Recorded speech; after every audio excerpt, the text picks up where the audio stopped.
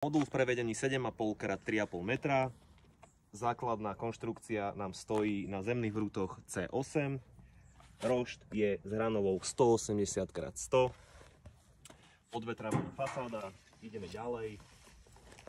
Prečo zvoliť tento typ konštrukcie? Rýchly, ekonomický, spoľahlivý, vieme rýchlo vyrobiť aj dodať.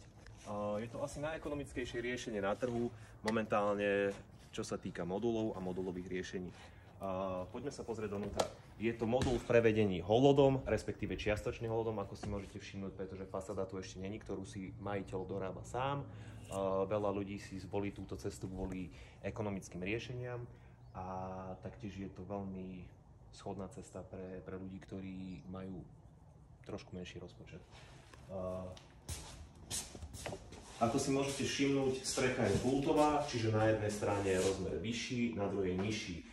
Tento rozmer je 3000 mm, rozmer nižšej strany je 2800 mm. Čo nám tu chýba, sú už snáď iba zárodne a dvere, zástrčky a sanita. Toto si taktiež z ekonomického hľadiska klient zvolí a dorába sám.